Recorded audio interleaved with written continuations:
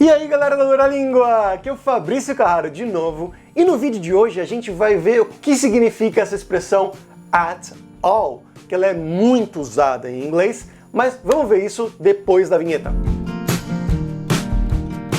Mas bom, voltando aqui para o vídeo, né, essa expressão at all, ela é muito usada e, novamente, cai naquele caso que eu sempre menciono por aqui, que não faz sentido a gente traduzir palavra por palavra várias coisas, a maioria das coisas quando a gente está aprendendo outro idioma. É melhor a gente aprender aquele conceito, entender o que aquele conceito representa na nossa língua. Aqui, se você for ver at all, palavra por palavra, at significa em, né? A gente aprende geralmente como em ou para, e all significa todo. Então, traduzindo literalmente seria em tudo, em todo, para todo. Não faz o menor sentido em português e não faz o menor sentido com o que essa expressão realmente representa em inglês. Ela pode ser usada sempre para dar uma ênfase naquilo que você está falando. E ela vai ser usada ou na negativa ou na pergunta. Na negativa, ela vai ter uma tradução um pouco mais clara em português, porque a gente também tem coisas, expressões que a gente usa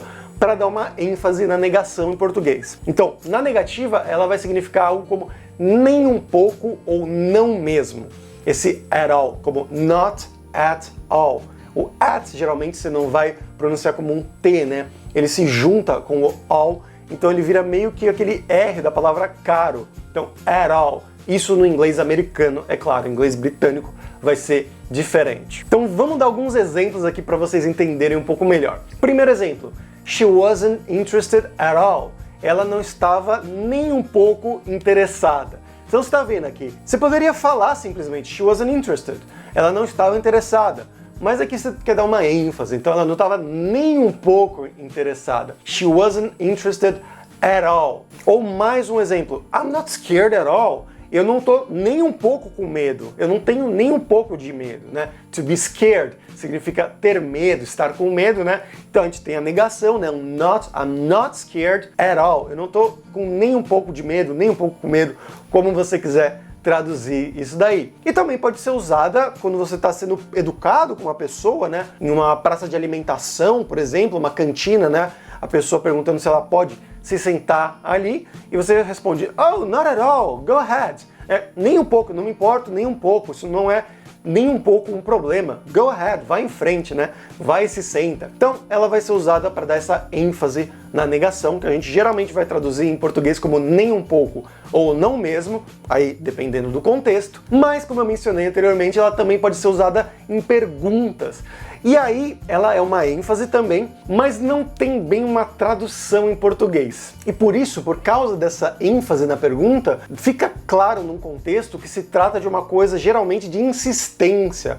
Então, vamos dar alguns exemplos aqui. Do you have any documents at all? Você tem algum documento? Você poderia traduzir, você poderia perguntar também, do you have any documents? Isso é uma pergunta um pouco mais neutra, mais normal. Então um policial te parou, por exemplo, de carro, e aí ele te pergunta, do you have any documents? Ele geralmente não te perguntaria isso, né?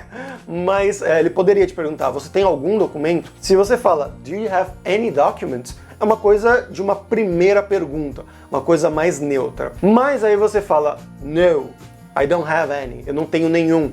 E aí ele vai, como assim? Tipo, como assim? Você está andando de carro, dirigindo sem documentos? E aí ele pode, para insistir, perguntar, do you have any documents at all? Você tem algum documento?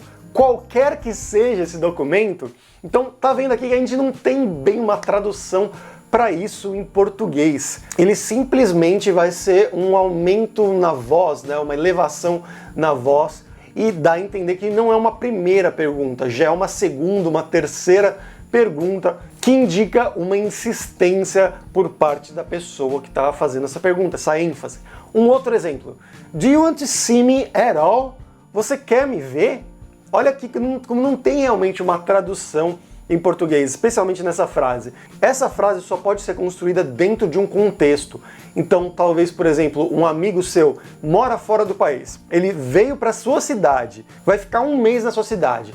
E você manda mensagem para ele na segunda, na terça, na quarta, se perguntando se a pessoa quer te ver, quer te encontrar. ele fala, ah, hoje eu não posso, hoje eu tô ocupado, hoje eu tô tomando banho e tava dormindo. E aí passa 3 semanas, quase um mês, e você lá sempre insistindo, perguntando, vamos se ver hoje? A pessoa, não posso. E aí, no final desse período todo, a pessoa tá quase indo embora, você pergunta pra ela, do you want to see me at all? Ou seja, você quer me ver? Afinal de contas, você quer me ver afinal? Ou seja, indica essa insistência, essa coisa que já não é uma primeira pergunta, é uma coisa que já foram perguntas feitas antes, o contexto ocorre, o contexto existe anterior, e aqui você está perguntando, parece que você não quer me ver. Do you want to see me at all? Você quer me ver afinal de contas?